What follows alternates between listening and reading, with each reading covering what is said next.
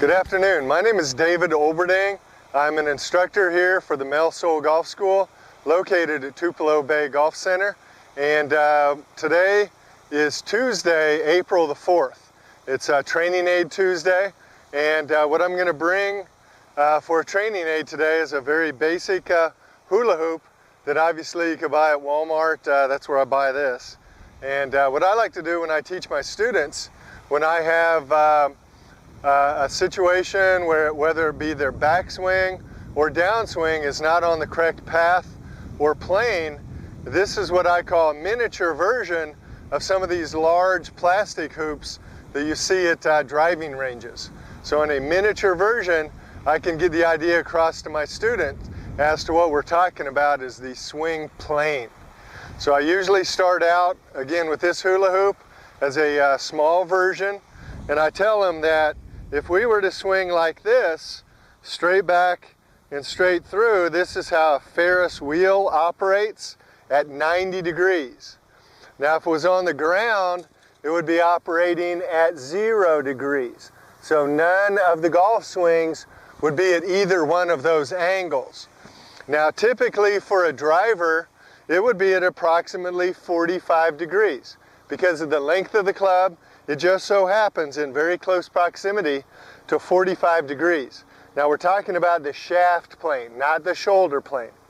Now with the iron, it's going to be a little bit higher, approximately 10 degrees higher because the shaft is shorter and the lie is more vertical.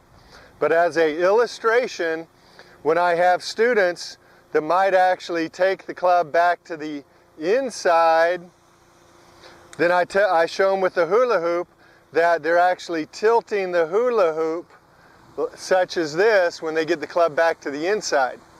And so what I like to do is show them the hula hoop and tell them it's not really a straight back takeaway, but what I call more on its original plane or its original shaft angle. So if it starts out like at 55 degrees, for example, then it stays on 55, putting the club in this position.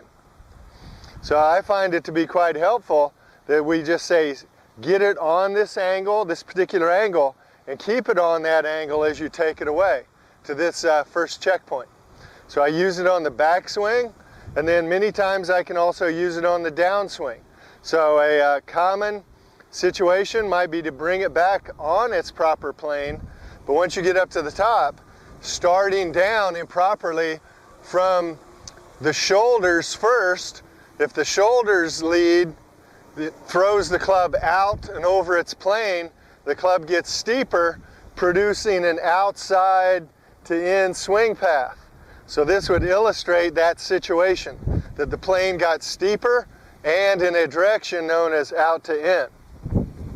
So what I'll commonly do as a form of exaggeration is I'll have them do the opposite. I'll say swing back on the hula hoop. When you get up to the top, bump with your hip, and with that you'll feel as if the plane shallows a little bit, trying to swing what we call a little more like 7 to 1. And so that's a simple opposite of what some would do, and with exaggeration.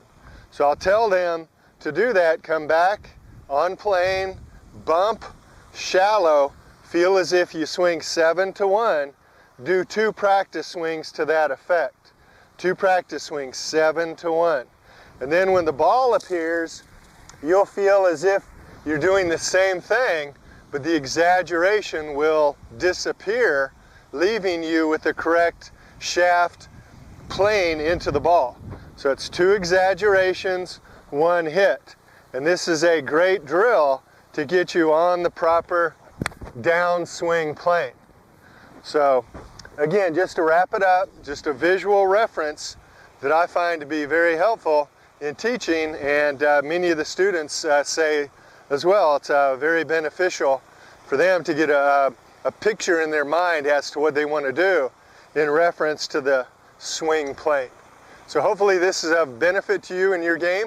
If you'd not like to take it to the next level and have a lesson on this exact situation, please give us a call here at Tupelo Bay at the Mel Sol Golf School. We'd love to work with you in a 1-hour lesson or 1-day school or even a 3-day golf school. Thank you very much.